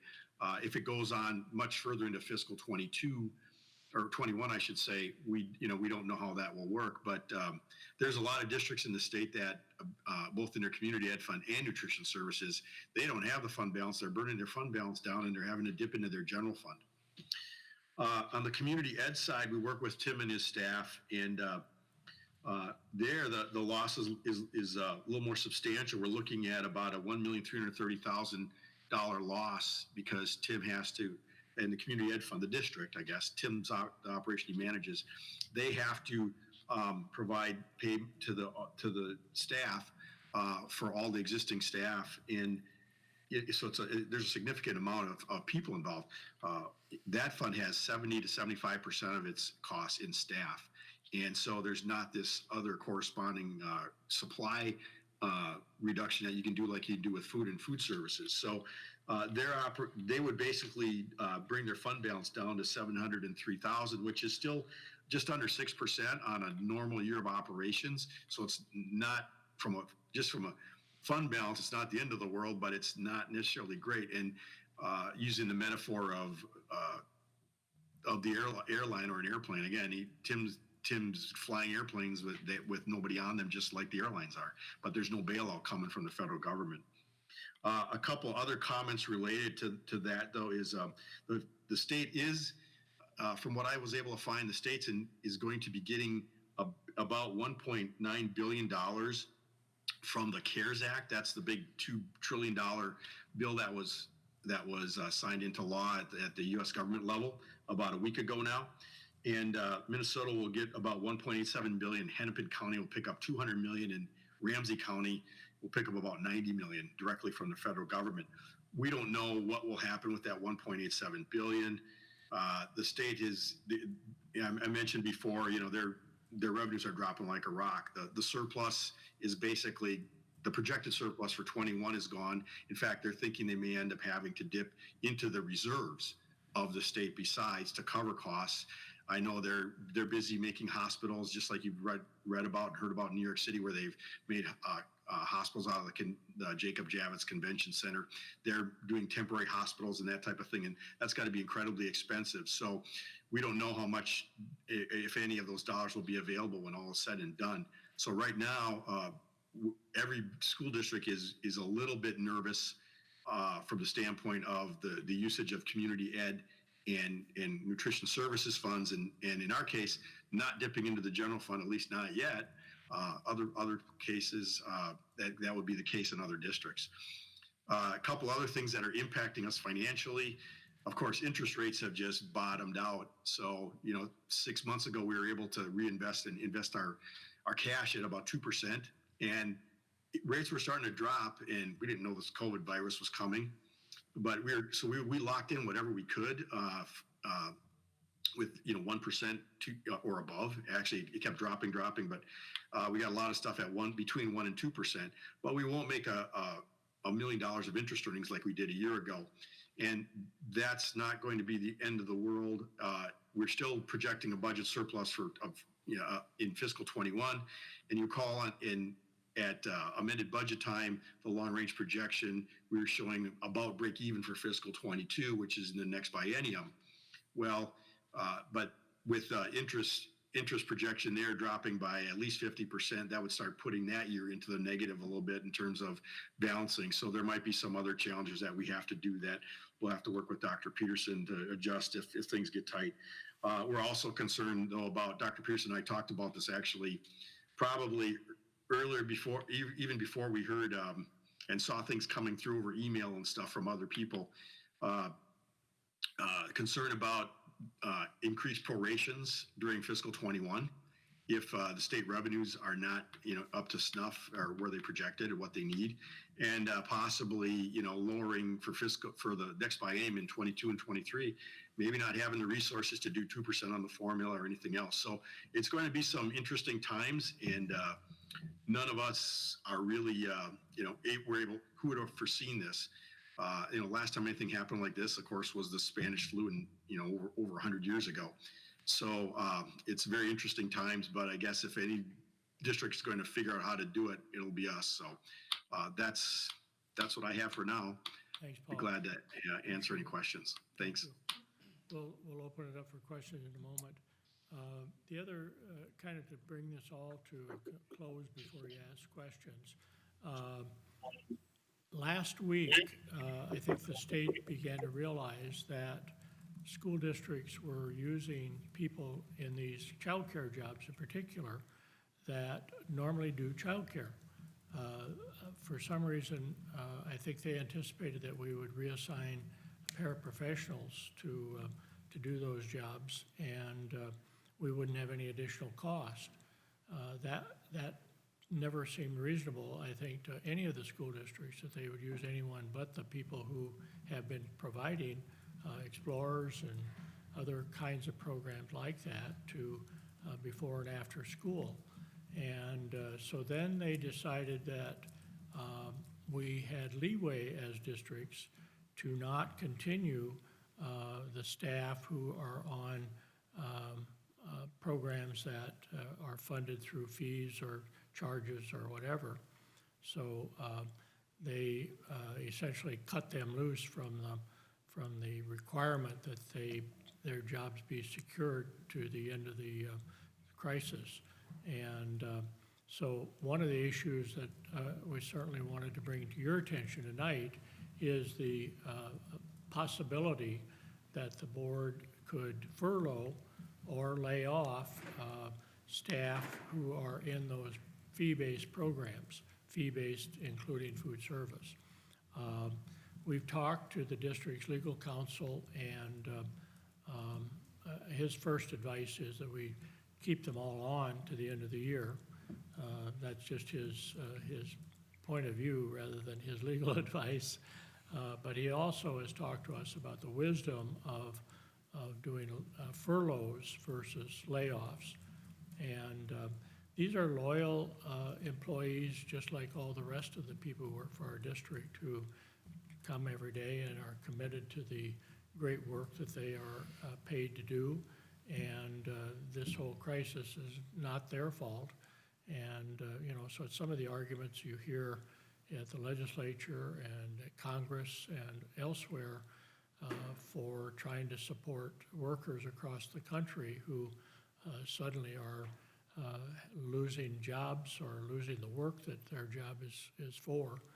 And so we're going to need some guidance tonight or at a future date from the board as to whether you want to keep paying these staff members and incurring the level of deficit in the funds that Mr. Bourgeois described, or if you want us to start thinking about furloughing some of these employees. The reality is, it's going to be hard to find workers in the future. We know that from all the work that we've done. And so that could very well play out badly if we let these staff members go without any compensation. It might be a challenge to get those jobs filled.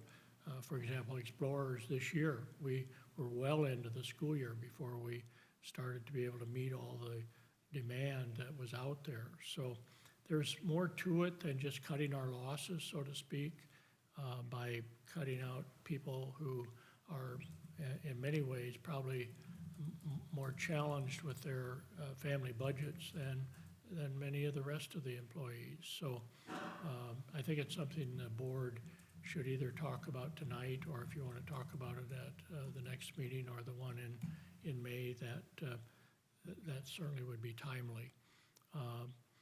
The final thing I wanted to point out is that the governor's order that the schools be closed goes through the end of April. Really, the first day back would be May 4th if he reopens schools again. And my own sense of this is that there will probably be an announcement in the next week or so about that date.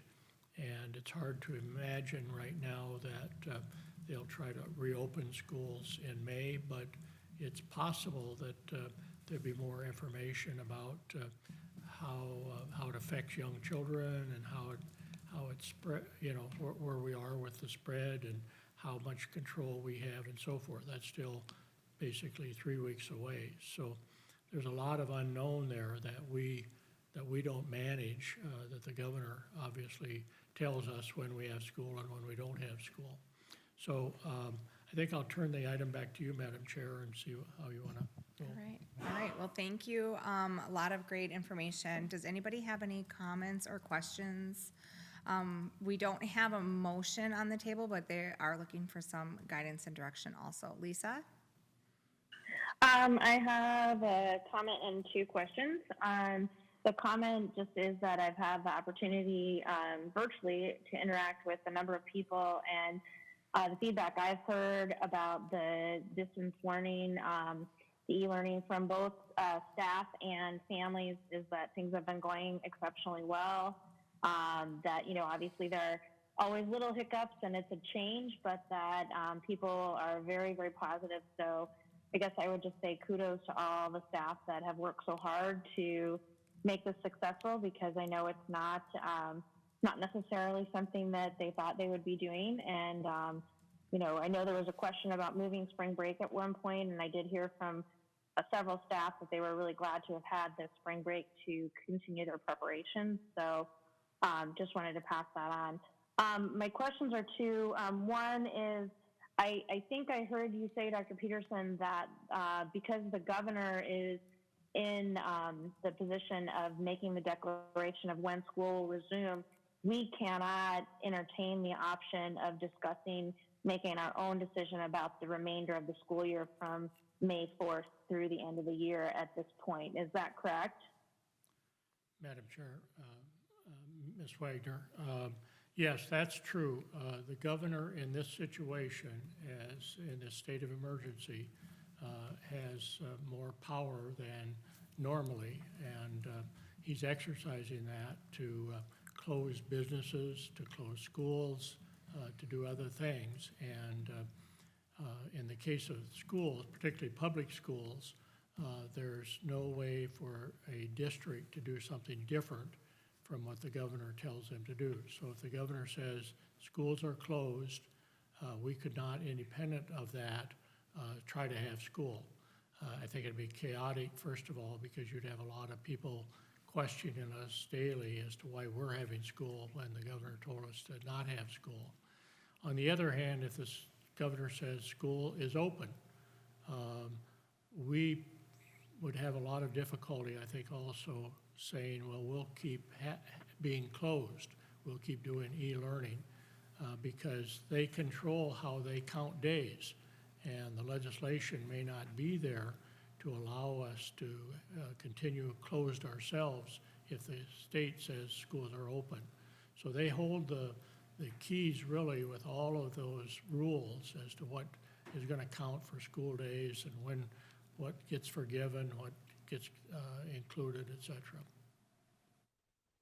Okay, thanks. And then my second question is in regard to these employees that now technically we don't have to pay. I guess, I'm personally inclined to leave them on the payroll, but for the reasons that you mentioned. But I personally would like to see some data about what the finances are in regard to that and what the picture is. I think it's really difficult without looking at those numbers and what it would mean if we did and didn't to make a decision, at least for me tonight. Certainly as this goes on, and given the financial uncertainty that Mr. Bourgeois alluded to, we may feel, I may feel differently later on, but without any data, I think it's really difficult to have a robust discussion about it. Madam Chair. Yep. Ms. Wagner, the data that Mr. Bourgeois gave you is essentially the worst case for this fiscal year. So the numbers that he gave for food service and for community ed are if we continue to pay our workers to the end of the regular school year. So we can certainly get you the other data if the board were to want to make a decision to furlough some workers between now and the end of the year. Thank you. Thank you. Does anybody else have any, Mike? Yeah, kind of echoing a little bit of Lisa's comments first. I've had, with my children, the two that are at Minnetonka, the e-learning has been going well. And it's with actually 6 people using our Wi-Fi, it's still, we're still able to get through it.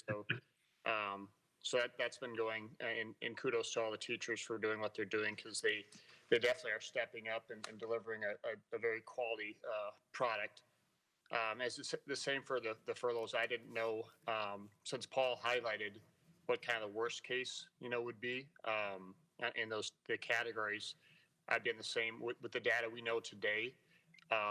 We have, fortunately, we've been managing the resources we have, and we have a surplus. And so that kind of the rainy day fund, that we've built up, this is certainly the extreme of storms that we're facing. And to me, we've struggled having continue to get the appropriate staff, in the food service jobs and explorer jobs and stuff. So to me, at this time, I would echo, I would be supportive of not furloughing any of those resources, through the balance of this year, and continue if there's something else that comes up, of course, and there's any other surprises. But I think showing the commitment to, the talent that we've hired and showing the support to those workers, their families at this time, I think it's the right thing to do, and it'll pay significant benefits for us, now and down the road. So I'd be of support to not furlough,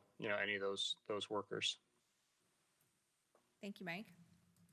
Does anybody else have any comments or questions? Christine? Yeah, I do have a couple questions and then a comment. I have 3 kids doing the e-learning, and I think it's going great. So great, in fact, that my 7th grader has asked if he can continue to do it for the next 5 years. So you might get that from some kids.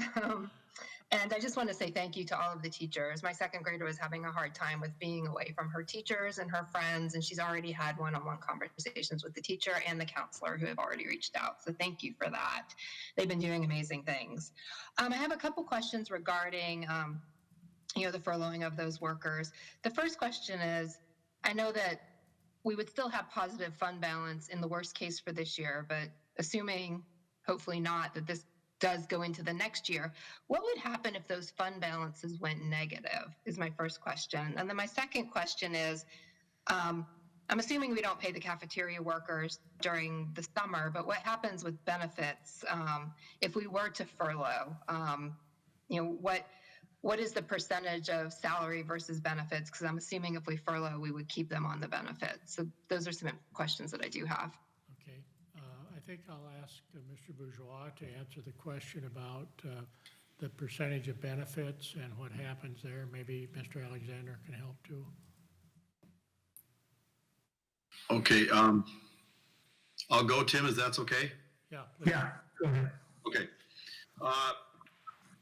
In the food service fund, basically every payroll is about $85,448.07 for basically for 40-hour weeks, or for the hours that they're assigned. There's only 9 people, the kitchen managers in the food service fund that actually are full-time and have healthcare benefits, and so they have a contribution by the district for part of that, and then they pay in the rest.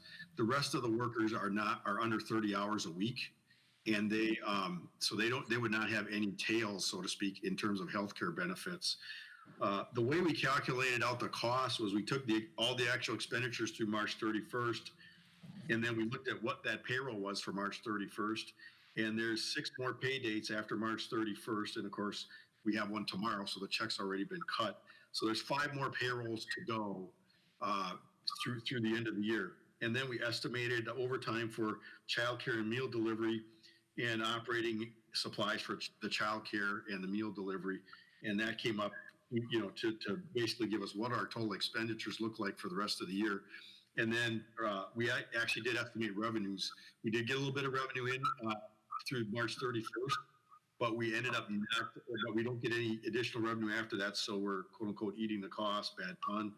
But again, because we had we're going to have about a 30% fund balance. That fund is in a lot better shape than what we would have otherwise been. And then as I'll finish up with the question about the fund balance, what happens if it goes negative? If any fund balance goes negative, always the general fund is ultimately responsible. So, and in some school districts right now, they can't even operate at a surplus. And so some districts actually have a transfer from the general fund to their food service fund every year to break even. So ultimately that would be the case. And it technically would be the case with the community education fund because the general fund is always ultimately responsible. So now and then in Tim Litvin's, Tim Litvin was bringing up the point for the community ed fund that he's even more revenue driven and he can't cut supplies like food costs. And so he's paying people even for classes, and I might be stepping on, maybe I should let him come in on and talk about that. But he's got a different situation because he's paying people even though classes didn't run and they're contracted out. And so that order by the governor really has put some hardship on people. And I'll stop there and let everybody else jump in. Yeah, why don't we have Tim Alexander respond? Yeah, Paul, I just would mention to Christine's question about benefits, as I was having a conversation with our legal counsel, we did have that conversation. And he certainly, as much as his direction was, whatever the district can do to keep these people employed, he thought it was extremely important that we go that direction. But he said, inevitably, the one thing you absolutely have to try to do is find a way to continue the district's contribution to their benefits. Because he said it's one thing to take their income away, you're going to double down on them if you suddenly cut their benefits. And some of my colleagues in the metro area have chosen to do some furloughing already within their districts, and in all cases, they've maintained the benefit structure that's currently in play.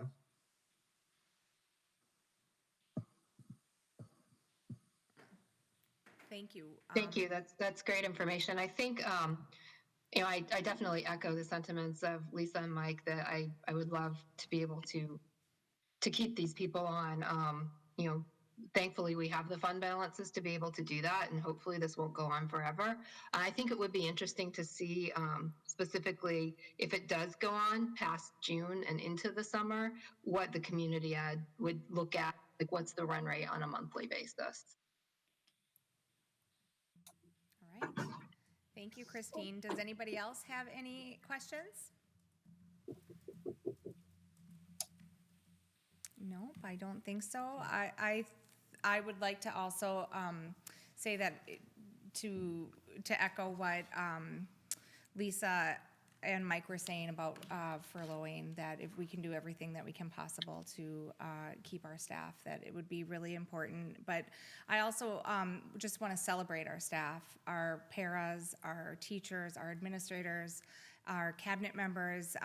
These last couple of weeks, you guys pivoted so quickly and you were ready to deliver material straight away. And we didn't have that opportunity. A couple of weeks needed or asked of us to get that content prepared, and it sure has been an interesting couple of days, but really positive. And the stories that I'm hearing, parents, kids, and teachers are all really happy with the way it's transpiring. So thank you to everybody. Thank you for your leadership, and to the cabinet members, to the principals. It really has, it is high quality Minnetonka education that we're doing. And I know there's bumps along the way, but it's really been a great product put out so far. So thank you to everybody. Thank you for the work. I appreciate that, and I know everyone who works here appreciates those good words. Yeah, gosh, you guys have done some great things, so thank you. Yeah. Does anybody else have any other questions before moving on? Dr. Peterson, anything to wrap up? All right. Moving on, can I have a motion to approve our consent agenda? So moved. Thank you, Lisa. Is there a second? Chris, thank you. Can I have a roll call vote, please? Board members, when I call your name, if in favor, please say aye. Opposed, nay. Board member Ambrosen? Aye. Board member Becker? Aye. Board member Holcomb? Aye. Board member Lesage? Aye. Board member Ritchie? Aye. Board member Vitale? Aye. Board member Wagner? Aye. Thank you. All right, our next agenda item are board reports. It's been a while since we've had perhaps a meeting with some of our liaison committees, but does anybody have a board report? I do. Hold on, let me pull up my notes. All right, Christine. Oh my gosh. Okay, hold on one second. So an update from the foundation, just really quickly. At the last meeting, Sarah Strauss, who's a high school Spanish teacher, gave a really amazing presentation on an intercultural competence teacher grant that she was awarded through the teacher grant process last year. So that was really interesting to hear about, and she was very excited. And then the Dreammakers net number was 131,000. That's great. Thank you, Christine. Does anybody else have any other board reports? The only thing that I would like to share for board reports is the new committee Michelle Ferris has put together for student well-being, the Health and Wellness Committee. Apologies, Michelle, I'm blanking on the actual title. I have an invitation and wanted to also ask board members, we're not going to add this to our committee lists as we voted in January for this year, something to think about coming next year. The meetings are currently put on hold. I would like to attend it. If anybody else is interested, would you let me know, reach out to me and let me know. The meeting tentative date now is being pushed out a little bit, but the committee is put together, so if anybody does want to get together, I'm currently sitting on it. Let me know if you're interested. We can get that together. That's my only board report. Okay, so moving along to the superintendent's reports. Okay. Thank you, Madam Chair, members of the board. I feel like I've given you a report, but I do want to talk just a little bit about some of the main events that we have. This is the time of year from here on to the end of the school year when there are a lot of big events to celebrate students and staff and to recognize members of our community. And so we're looking at ways that we can continue some of these activities either on a delayed basis where we might have to go into June or July or some other format. So we're looking at the celebration of excellence. We're looking at graduation. We're looking at some of the recognitions of staff for their years of service, Teacher Appreciation Week, and I don't have the complete list for you, but a number of those that we always enjoy at the end of the year. It gives board members a chance to meet staff members and to thank them personally for their work. So we're trying to find some ways to accomplish that. We do know that our students would prefer to have a live graduation at some point, not try to do something virtually like other districts are considering.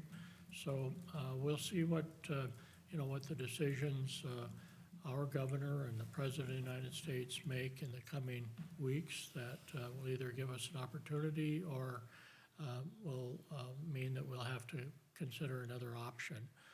We hate to not have prom, we hate to not have graduation, we hate to not have senior serve, some of those things that are lifelong memories for seniors, and you don't just go for 13 years and then leave.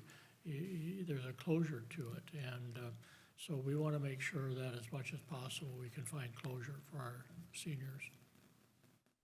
Okay, thank you. Look forward to those updates. Does anybody have an announcement this evening? All right, seeing none, can I have a motion to adjourn tonight's regular board meeting and move into closed session for discussion of negotiations? Lisa, is there a second? Mark, all right. Can I have a roll call vote, please? Board members, when I call your name, if in favor, please say aye. Opposed, nay. Board member Ambrosen? Aye. Board member Becker? Aye. Board member Holcomb? Aye. Board member Lesage? Aye. Board member Ritchie? Aye. Board member Vitale? Aye. Board member Wagner? Aye. All right, motion carries. Before I officially adjourn the meeting, I want to say thank you to Mike Dronin and Andy Smith for putting this together, our virtual board meetings, and to continue this format. So thank you, and thank you to the presenters for your agility, getting those presentations pinned to our board. So thank you, meeting adjourned. They'll have to go into that new meeting. Yep, so board members, please log out of this meeting link and log into your closed session meeting link, and we'll begin the closed session then.